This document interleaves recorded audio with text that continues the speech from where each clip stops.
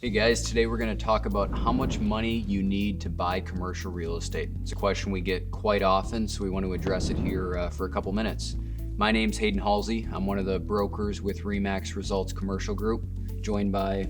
I'm Mark Hulsey. I'm the managing broker for our team, and we are in Minneapolis, St. Paul, Minnesota, and we are a commercial investment boutique. So a very common question, how much money does it take for me to buy commercial real estate? Hayden, kick it off here. So the answer is always it depends, but we'll give you a little bit more concrete than that. On a conventional deal, you're usually talking somewhere in the range of 20 to 25% down. So for context, say you're buying $1 million property, that's $200,000 to $250,000 down. So if you have $250,000, it doesn't mean you're stepping right in and buying that property. You still need to have, operating dollars, reserves. So there's of course far more than just the down payment. Depending on what you're buying also determines, of course, the down payment in addition to who you are, because it's about underwriting. But say a net lease deal, for an example, single tenant, Starbucks, even if you're a really high net worth individual, you might be required to be more in the range of, say, 30%. In our current market, say summer 2020, if it's volatile and there's uncertainties, that can fluctuate, that loan to value. So a lender might be a little bit more hesitant. They might require a little bit more down than a typical 20 to 25%. The next piece here, the other most common type of financing that we run into is SBA, which Mark will talk about here. Yeah, so I'm going to talk about SBA, but a point off of what Hayden was just talking about to you guys. Let's just say in the net lease environment, triple net leases, it depends upon the category. So there might be a lender that says if this is going to be quick service retail or a food, a restaurant versus, let's say it happens to be a net lease environment, but it's a manufacturing firm. That type of use, that type of tenant can also have a big bearing upon whether or not that lender might require 20, 30, 40% down. So there's a lot of variance in there. So one of the things that SBA is Small Business Administration. So it's kind of a function of our government to be able to provide some dollars to help people purchase real estate. And so SBA has a number of different programs, everything from dollars that can help people for purchasing, fixing up a building, and so you can talk to the lender about what is available out there for SBA. But one of the key things why people love SBA, kind of two reasons. One, down payment.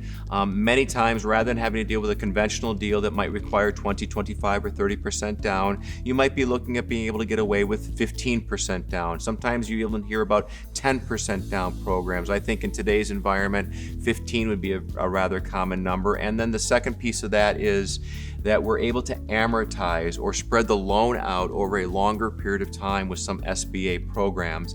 And of course, by doing that, that improves the cash flow for many businesses or property owners by having smaller payments up front. So SBA is always worth looking into. Sometimes the cost of doing an SBA loan can be a little bit more expensive.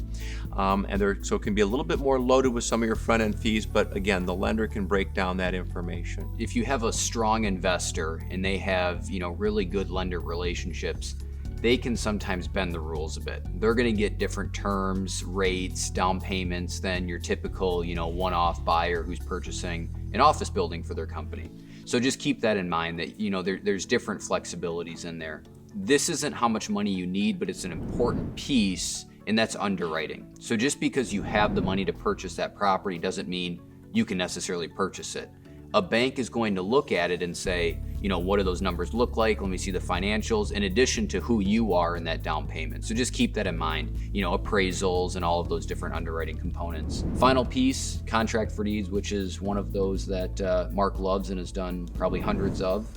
So CDs, contract for deeds, this is seller financing, and they go under different names. In some states, for instance, we're also licensed in Wisconsin across the river, and in Wisconsin it's called a land contract. Michigan, where I lived and worked for a while, those are also called land contracts. Here in Minnesota, it's called a contract for deed, and it is exactly as it sounds. In other words, the seller is going to play bank, the seller is going to provide a note to somebody, and that note or a loan is going to be for the deed. And so once that loan is paid off or that note is paid off, then the deed is able to be turned over to the buyer.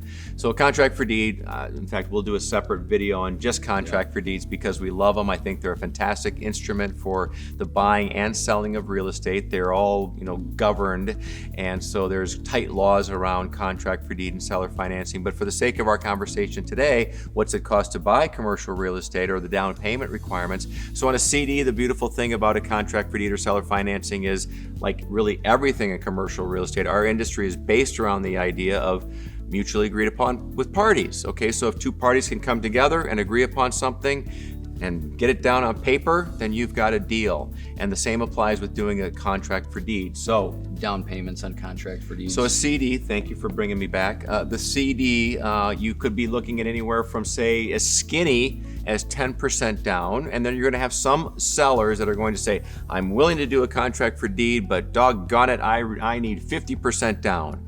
And so it really, in fact, I'm doing one right now where the seller right out of the gate, when I took over the listing from another broker, he said, I'm happy to do a CD, and Mark, I'll do a CD with 10% down.